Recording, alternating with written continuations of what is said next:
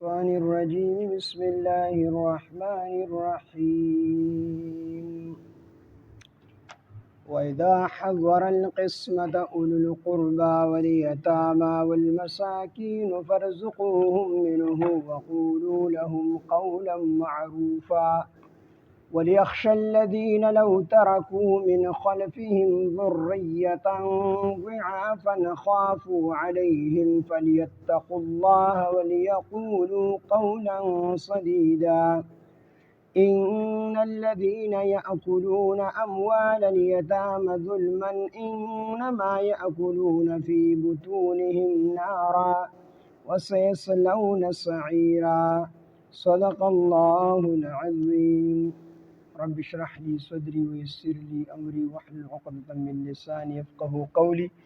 رب زدني علما سبحانك لا علم لنا إلا ما علمتنا إنك أنت العليم الحكيم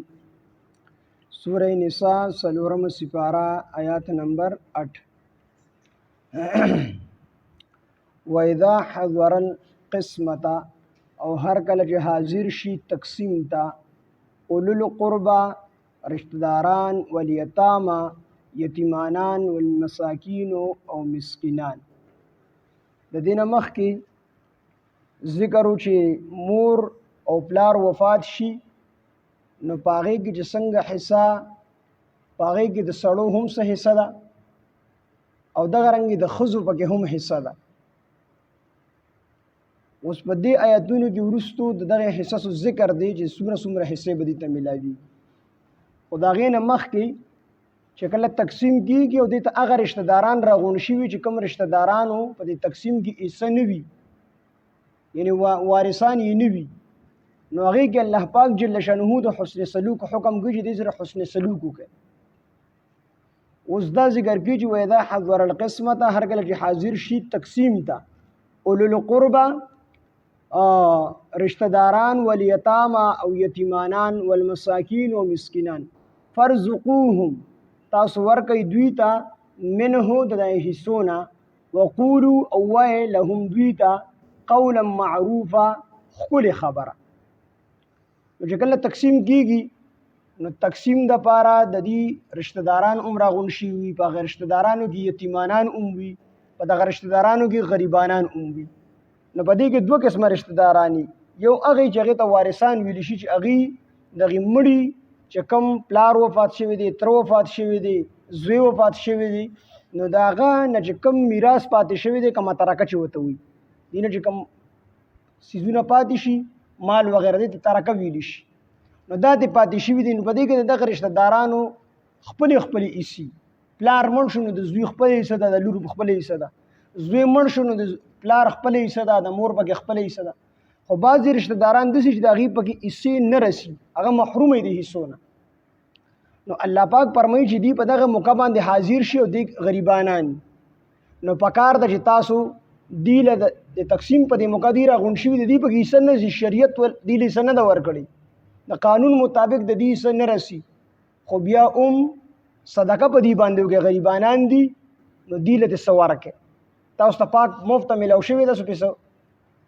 خپې لاس نه دي خور کړی مزدوري خو نه ده کړې خو مفت د الله د طرف نه میلاو شوی ده حصه دا کوم غریبانان چې دي د الله په نس د دې حصه نه رسي خو بیا غریبانان دي یا پکې هغه یتیمانان راغونډ شوي دي چې هغې په دغه میراث کې حصه نه رسي نو دوی له دې لږه ورکړئ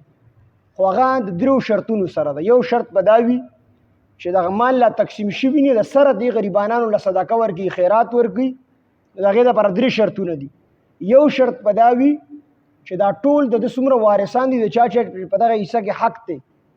چا پکې حصه ده نو هغه ټول به موجودي که په دې کې یو غیر حاضري نو د مشترک مال نه دي چاله صدقه خیرات نشي ورکولی دویم شرط ورله دا دی چې ټول په دغې صدقه باندې خوشحاله وي ټول حاضرون وي کو یو په کس پکې غیر حاضري او هغه ته اطلاع وغیره نشي رسېدلی نو بیا دې د دغې مال نه چې کوم دي حصه نشي ورکولی مشترک مال دویم شرط ورله دا دی چې ټول پې خوشحاله وي او دریم شرط ورله دا دی چې په دې وارثانو کې څوک نابالغه نه وي کو نابالغه پکې وي نو بیا دې صدقه د دغې مال نه نشي ورکولی مشترک مال او چې هر چا ته خپله حصه ورسېده بیا د خپلې حصې نه ورکولی شي خو د مشترک مال نشي ورکو. زموږ دلته عام طور غلط قانون دا دی چې خلک خیراتونه کوي مړي پسې، ماښامونه کوي، جمعې کې ورپسې. نو په دغه کې د مړي په دې وارثانو کې ماشومانان نو ماشوم که اجازت وکړي د اجازت چې کوم دی چې دی بالغ شوی د اجازت نه دی. خو دې اجازت ورکړي دا ماشوم، خو د ده اجازت قابل قبول نه دی د الله په نسبت باندې تر څو چې دی بالغ شوی نه دی. نو مړی وفات شي نو د هغې مړي د مال نه خلک چې کوم دی مخامونه کوي، صدقې ورکړي، دا قطعي حرام دي، دا حرام کار کوي دي. دې مړي پسې خیرات کوي نو چې دا حصې تقسیم کړي، د خپلې حصې نه پسې بیا وکړي. خو د مشترک مال نه، د شریک مال نه دې حصې دې چې کوم دی مړي پسې نه خیرات کولی شي، نه پسې جمعه کولی شي، نه پسې څلوېښتي کولی شي.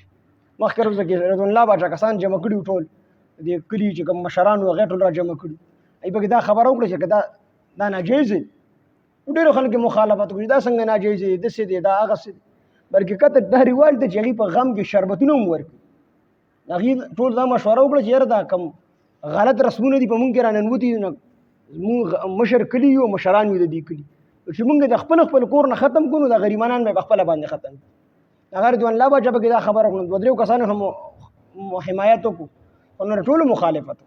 چې دا خو د مخکې نه را روان دي، زموږ پلار نیکه به دا خبرې کولې. ولې مولانا صاحب نصرالله عالم شته دي، هغه څوک نه دي منع کړي. نو بهرحال خو دا د ټولو علماو متفقه فیصله ده چې د مړي د مال نه چې په دې کې ماشوم شته دی نو د دغې مړي د مال نه څوک نه خیرات کولی شي په دې مړي پسې، نه ماښام کولی شي، نه پسې جمعه کولی شي، نه پسې څلوېښتي کولی شي. یا پکې ماشوم نشته دی خو یو کس پکې غیر حاضر دی، موجود نه دی، او هغه ته د ټلیفون په ذریعه باندې هم اطلاع نشي ور رسېدلی، د هغې نه اجازت نه دی اخیستی، او دوی د دغې مال نه خیرات کوي، صدقه کوي، دا ټول چې کوم دی ناروا دي، دا ناجایز دی. نو دلته الله فرمایي چې که دغه یتیمانان راشي نو چې دا درې شرطونو سره کس پکې غیر حاضر هم ني په وارثانو کې، د چا چې حصې په دغه مال کې، دویم نابالغه پکې هم ني، ټول پې خوشحالي، نو دې پکار ده چې غریبانو له لږې لږې حصه ورکړي. او که نه په دغه ټیم کې یا پکې نابالغه وي یا څوک حاضر پکې نه وي، نو بیا چې دې ته خپلې حصې میلاو شي، نو پکار ده چې دې د غریبانان کوم راغونډ شوي د دې رشته داران یا پکې یتیمانان، یا خصوصا هغه یتیم پکې راغلي چې د هغه پلار دغه د نیکه نه مخکې وفات شوي، پلار یې د نیکه نه مخکې وفات شوي، او بیا کله نیکه وفات شي د ترونه د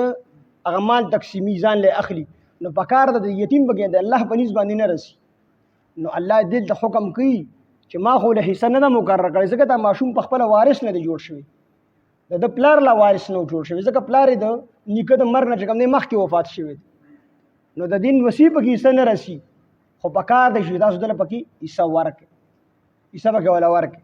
خو د شریک مال نه نشي ورکولی، ټولو ترونو ته چې کومه حصه میلاو شوله نو د خپلې حصې نه د ورواره له لږه ورکړئ.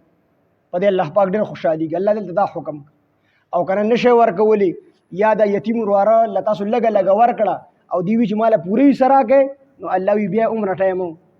الله فرمایي چې وقولو او وایئ تاسو لهم دوی ته قولا معروفه، ښکلې خبره ورته وایئ چې ورواره ستا پکې پوره حصه نه رسي د الله په نسبت باندې، تعالی چې مونږ کومه لږه درکړله دا په خپل ځان باندې احسان وګڼه زموږ، او دا مونږ تعالی د خپله طرفه درکړه. نو دلته کې الله فرمایي وإذا حضر القسمة، هر کله چې حاضر شي تقسیم ته اولو القربا، رشته داران، هغه رشته داران چې هغې په دغه میراث کې حصه نه رسي،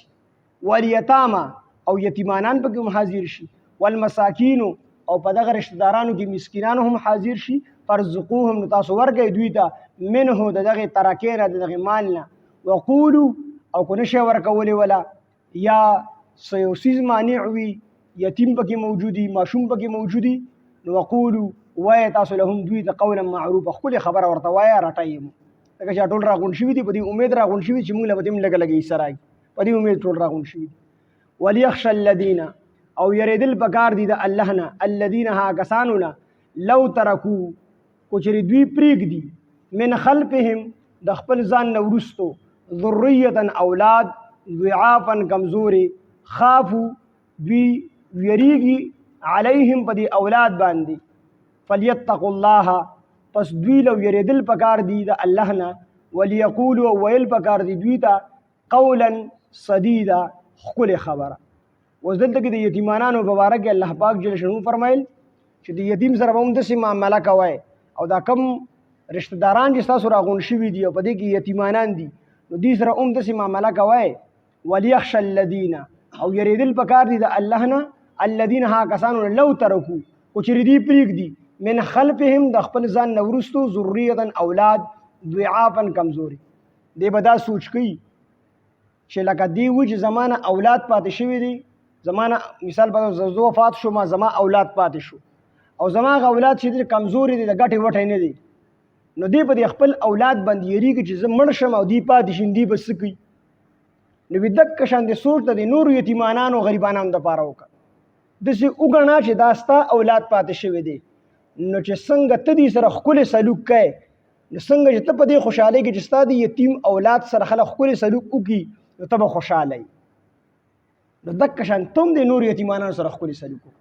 یعنې دا پردي یتیمانان بچي داسې وګڼه لکه ستا چې خپل بچي یتیمانان شوي نو څنګه خبره چې ته د خپلو بچو دپاره ګڼې او خوښه یې دک شان د پردو یتیمانانو دپاره وګڼه او خوښه یې کړه. وليخشى الذین او یریدل پکار دي د الله نه الذین ها کسانو له لو ترکو کو چې دوی پرېږدي الله وایي کو چې دوی پرېږدي من خلفهم د خپل ځان نه وروستو ذریة اولاد ضعافا کمزوري داسې کمزور چې د ګټې وټې ني ماشومانان خافو دیو یریږي علیهم په د خپل اولاد باندې زمانه وروسته پاتې شون دی به څه کوي نو چې په دغه ټیم کې د دې اولاد سره څو ښکلی سلوک کړي به خوشحالېږي که نه نو دک شان چې دی هم د خلک پردي یتیمانان چې دته کم پاتې شو چې دی ورسره ښکلی سلوک کړي. فلیتقوا الله پس دوی له یریدل پکار دي د الله نه ولیقولو او ویل پکار دي دوی له قولا سدیدا ښکلی خبره. ان الذین بشکها کسان یاکلون چې دوی خوري اموال الیتامه د یتیم مالونه ظلما په ظلم سره انما بشک یاکلون دوی خوري فی بطونهم په خپلو خېټو کې دلته یاکلون دی اچوي فی بطونهم په خپلو خېټو کې نار اور وسیصلون او زر د چې دوی به داخل شي سعیر اور. اکثر علما په دې متفق دي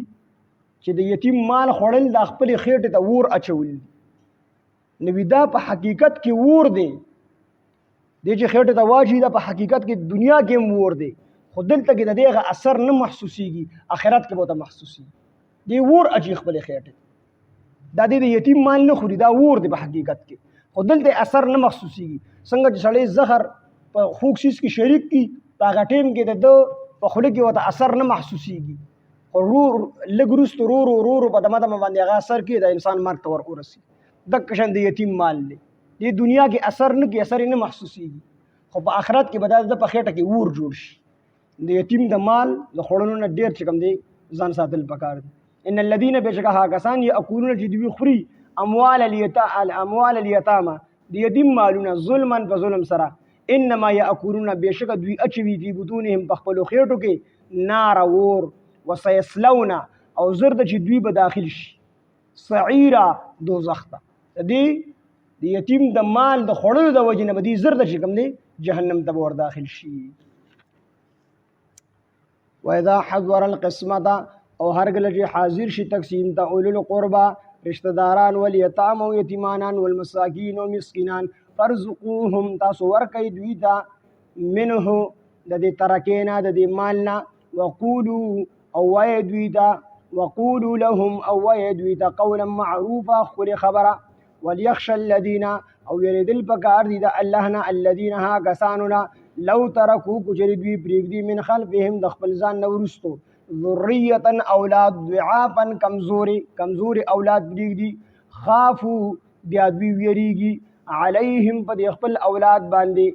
فلیتقوا الله پس دوی له یریدل پکار دي د الله نه وليقولوا ویل پکار دي دوی له قولا سدیدا ښه خبره. ان الذين بشکها کسان یاکلون چې خوري اموال الیتامه مالونه د یتیم ظلما په ظلم سره انما یاکلون بشک دوی اچوي فی بطونهم خپلو خېټو ته نارا اور وسیصلون سعیرا او زر د چې دوی به داخل شي دوزخ ته.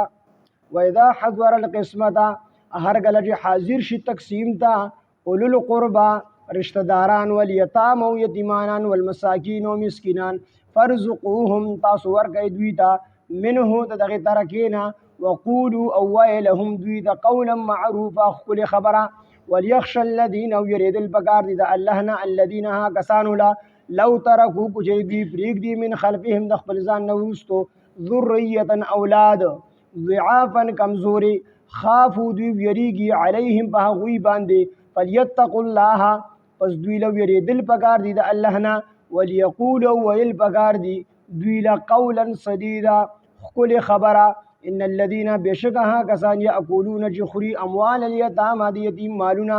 ظلما بظلم سرا انما ياكلون بشك دوي خري بشك دوي اجوي في بطونهم بخبلوا خيرتو النار اور وسيصلون سعيرا او زرد جدوي بداخل شي دوزخ